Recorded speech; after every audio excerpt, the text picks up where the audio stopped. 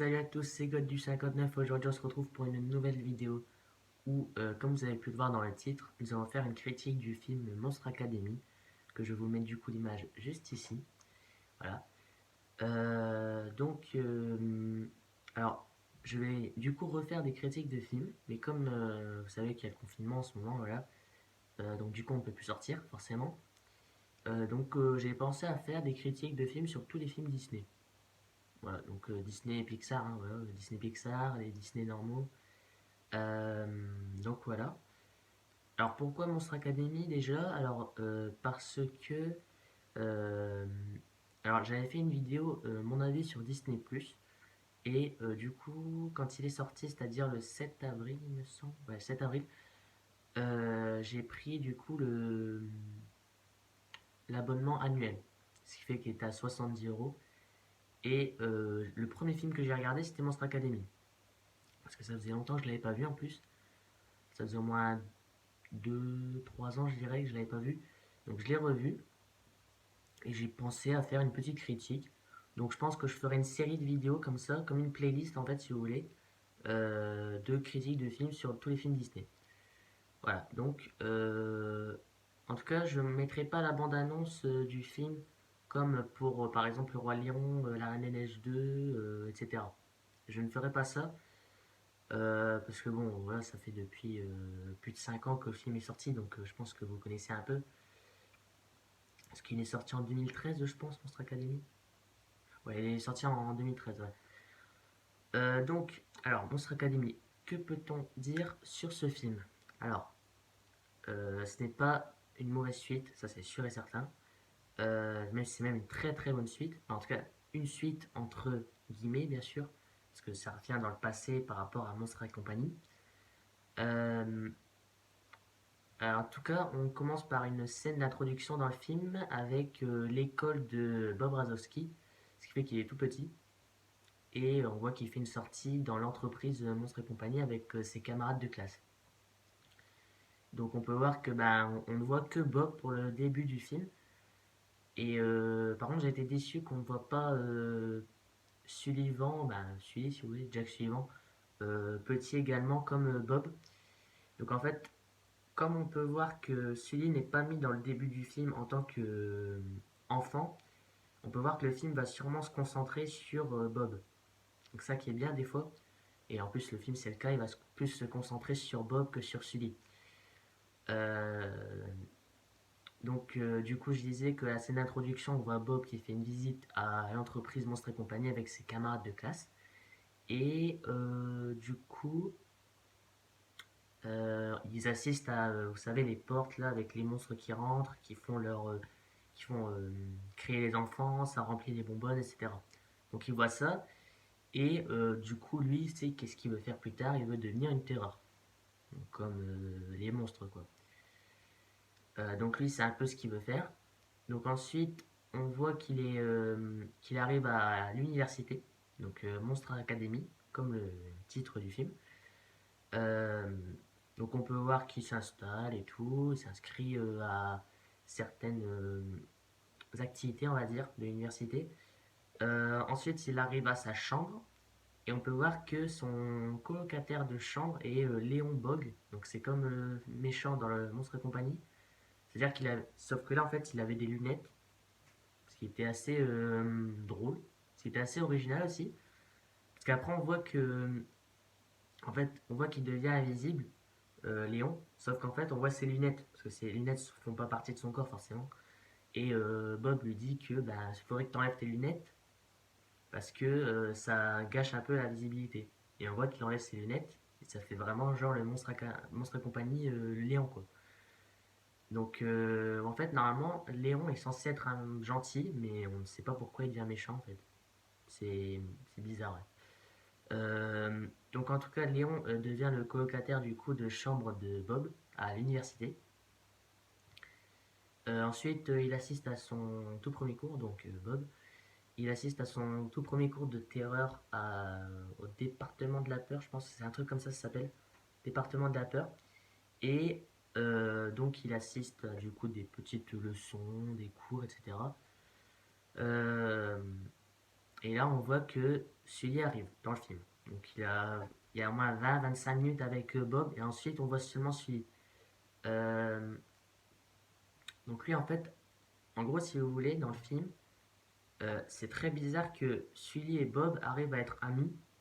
C'est bizarre parce qu'en fait, Bob, si vous voulez, c'est un intello, c'est-à-dire qu'il révise tous ses cours. Voilà, il y a que des livres de cours dans toute l'université. Voilà, il fait que ça, il fait que réviser. Tandis que lui, Sully, il s'en fout en fait. C'est un cancre en fait. Il révise pas, il vient en retard à des cours, etc.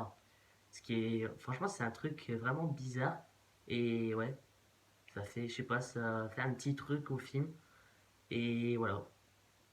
Donc on peut voir qu'en fait, normalement, ils sont pas censés s'entendre vu qu'ils sont tellement différents dans le niveau des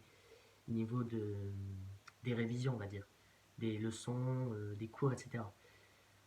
Euh, la seule scène, pas la seule scène, la première scène qu'on voit que Sully et Bob sont vraiment ensemble pour la première fois, c'est pas en cours parce qu'il y a d'autres monstres et tout, ils se parlent pas vraiment. C'est quand Sully essaye de capturer la mascotte, une sorte de cochon, je me rappelle plus trop, le sorte de cochon là. Et en fait, il atterrit dans la chambre de Bob parce que la mascotte avait été dans la chambre de Bob. Et donc là, on peut voir qu'ils commencent à se connaître un peu. Bon, bien sûr, ils se détestent, hein. Dans le film, ils se détestent pratiquement la plupart du film, sauf à la fin.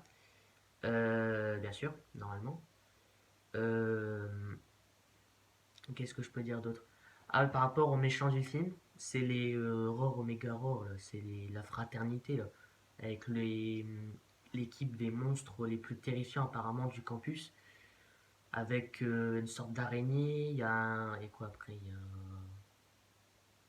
Il y a le chef de la fraternité avec les sortes de cornes là comme ça. Il y a une sorte de peau violette, je me rappelle plus trop. Mais en gros, lui, c'est le chef de la fraternité. Alors eux, franchement, bon, il n'y a pas grand-chose à dire parce on les voit dans le film, mais il n'y a pas grand-chose à dire en fait. Ils font que les mêmes choses, donc pas grand-chose à dire. Et puis, qu'est-ce que je peux dire aussi? Par rapport à... Ah oui, les jeux de la peur. Alors ça, franchement, c'est une scène que j'adore. Bah, des épreuves, des scènes que j'adore. C'est vraiment la partie que j'aime le plus dans le film. Euh, Parce qu'on des fois, on voit que... Déjà, on voit... Parce que quand il forme l'équipe, là, Bob, on voit qu'il prend les Uzma Kappa avec Squishy, Don Carlton, il y a Art aussi, et le monstre à deux têtes. Je me rappelle plus comment il s'appelle. Trek et Trek, je me rappelle plus comment il s'appelle. Donc on a du coup 5 monstres dans l'équipe, donc il y a Bob et les 4 autres. Et on voit que quand il veut participer au jeu de la peur, il manque à un monstre. Sauf que euh, dans le film, en fait, précédemment, avant qu'il participe au jeu, Sully a été banni du département de la peur. Et également Bob. Donc tous les deux ont été bannis du département de la peur. Donc ils étaient forcément tous les deux en colère, bah, surtout Sully, hein. Surtout Sully était en colère après Bob. Et donc, pour prouver que Bob était vraiment une terreur, parce que personne ne le croyait en fait. Il est tellement... Parce que tout le monde le sous-estime en fait Bob dans le film, parce qu'il est trop... Il est pas assez effrayant, il le trouve en fait. Il le trouve pas assez effrayant, du coup, il n'a pas l'air d'une terreur. Ce qui fait que il veut prouver aux autres, en faisant les jeux de la peur, qu'il va devenir vraiment une terreur plus tard dans la vie. Et donc ce qu'il fait, c'est qu'en participant au jeu de la peur, il dit que ben, si je gagne, vous aurez tort de m'avoir banni du département de la peur. Par contre, s'ils échouaient, ils seraient exclus de l'université. Donc voilà, donc là c'est un jeu qui est tout double quoi. Bah, c'est tout double, tu perds ou tu gagnes quoi. C'est voilà. Soit tu perds tout, soit tu regagnes ce que tu avais fait avant. Et comme il manquait un monstre dans l'équipe, Sully bah, s'est proposé volontaire parce que lui, comme il a entendu que si l'équipe gagnait, elle réintégrait le département de la peur, et bah du coup il a participé. Euh, donc du coup, Bob, bien sûr, n'a pas voulu parce qu'il le détestait dans le film. Sauf que comme personne d'autre se portait volontaire, il a dit, bah ok, voilà, pas trop le choix. Donc ce qu'ils ont fait, c'est qu'ils étaient en équipe. Ensuite, on a une scène pas très importante dans le film. Pour moi, c'est une scène pas très importante dans le film. C'est quand ils arrivent chez les Uzmakapa dans leur maison, etc., qu'ils se présentent. C'est pas vraiment une scène importante en fait. Mais autant la mettre, hein, parce que sinon on connaît pas les personnages. Donc après, qu'est-ce qu'on a comme... Ah oui, les épreuves aussi. Alors les épreuves, franchement, rien à dire, c'était excellent, c'était super original et tout. La première épreuve, c'était... Attendez, si je me rappelle bien, c'était avec les sortes de d'oursins, là. Les oursins toxiques, je me rappelle plus comment. Je pense que l'épreuve s'appelle l'épreuve du toxique ou un truc comme ça. Et en gros, en fait, ils ont un parcours à faire sur une ligne droite par équipe. Donc ils sont... Attendez. Ils sont 6 équipes dans la compétition. Et il y a les Roar Omega Roar, qui sont du coup les méchants du film. Enfin, les principaux méchants du film, on va dire. Donc la première épreuve, c'est l'épreuve du toxique. Donc ils sont obligés de faire un parcours sur une ligne droite. Et ils doivent traverser sans se faire toucher parce que en fait ça fait un peu ça fait gonfler en fait les membres où ça touche. Si vous voulez, en gros, si ça touche par exemple la joue, ça va faire ça. Ça va gonfler et tout. Donc voilà. C'est plutôt une scène assez marrante parce qu'à un moment, Bob et Sully sont en mode speedrun sur la ligne d'arrivée et ils se prennent tous les oursins dans la tronche et tout. Et après, on voit qu'ils ont des grosses boules partout sur le corps, le visage et tout. Même sur les mains aussi, on voit qu'il a un gros doigt à un moment. Ouais, donc c'est plutôt une scène marrante. Et en fait, eux, avant que l'épreuve commençait, donc les Uzumacapa, ils ont pensé qu'en fait, il fallait au moins être un à l'arrivée pour gagner. Sauf qu'en fait, il fallait toute l'équipe. Ce qui fait qu'en fait, il n'y avait que Bob et Sully à l'arrivée. Sauf que bah, les autres étaient encore en retard, ils étaient encore dans le parcours et eux, ils galéraient total, hein. Ils se prenaient des oursins de partout, hein. Ah oui, ce que j'ai aussi oublié de préciser, c'est que les Uzumacapa, donc les membres de l'équipe de Bob et Sully, ne sont pas des terreurs. Ce qui fait qu'en fait, ils avaient très peu de chances de gagner. Parce que, bon, et en fait, ils faisaient pas de cours de terreur pour devenir effrayants et tout. Donc ils y connaissaient rien. Euh, donc après, ils ont perdu du coup la première épreuve. Donc ils ont été disqualifiés. Sauf qu'il y avait à la fin de l'épreuve les arbitres de la compétition, donc c'était deux monstres aussi, euh, ont éliminé une autre équipe parce qu'elle avait utilisé un gel de protection contre les oursins. Ce qui fait qu'ils ont été éliminés et les Uzumacapa ont pu revenir dans la compétition. Donc là, ils ont eu beaucoup de chance. Euh, Ensuite, la deuxième épreuve, c'était... ah oui, ils devaient être discrets parce qu'il y avait une bibliothécaire qui surveillait une bibliothèque du coup. Et ils devaient être discrets en fait. Et ils devaient récupérer une sorte de petit fanion, ouais. Une sorte de petit fanion qui était accroché à une statue en fait. Et donc ils étaient 5 équipes. Et au moment où on voit qu'ils sont dans l'épreuve, il reste plus que 2 fanions. Donc il reste Leus Macapa et une autre équipe. Donc on voit qu'ils galèrent et tout, hein. Et finalement, ils arrivent à récupérer le fanion et voilà. Donc ils passent la deuxième épreuve tranquillement. Ensuite, à la troisième épreuve, c'est... attendez, si je m'en souviens bien...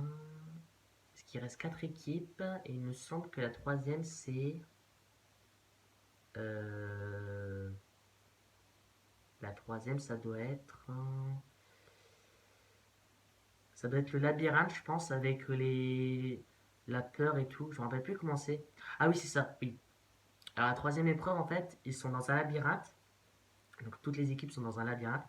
Et en fait, l'épreuve, c'est de ne pas effrayer l'ado, mais effrayer l'enfant. En gros, ils avaient une pancarte devant eux qui apparaissait sur un chemin. Et s'ils voyaient un enfant, il fallait qu'il hurle.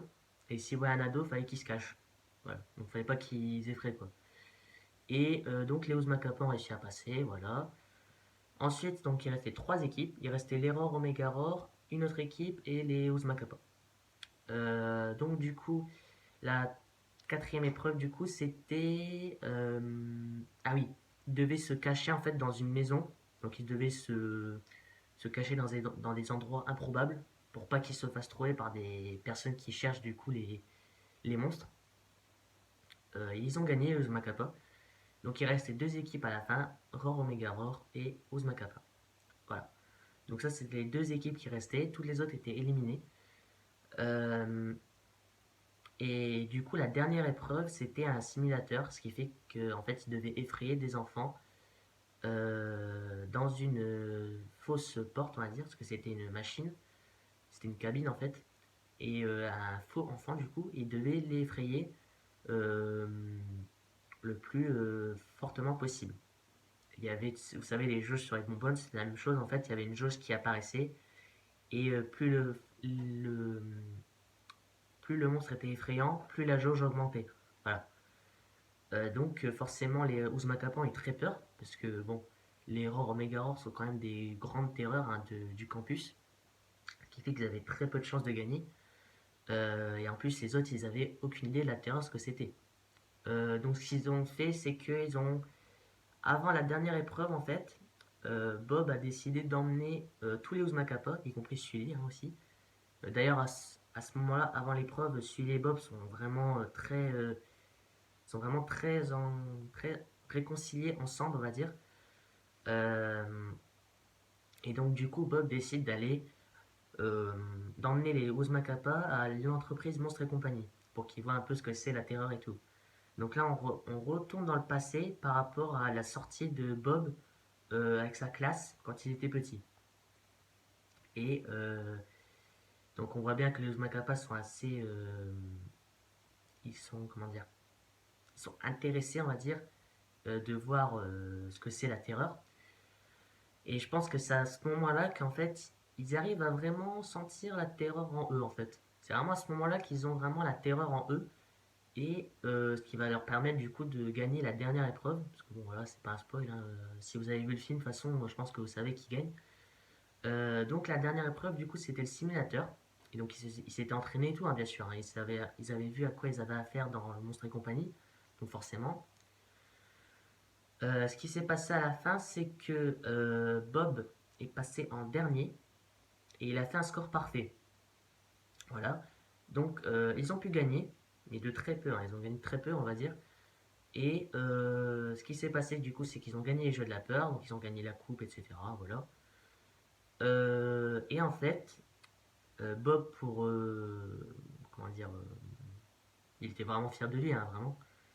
Il est retourné dans la cabine avec l'enfant. Et du coup, il dit à Sully bah, j'y crois pas, j'ai réussi, je sais pas comment j'ai fait, voilà. J'aurais jamais cru que j'aurais fait ça un jour.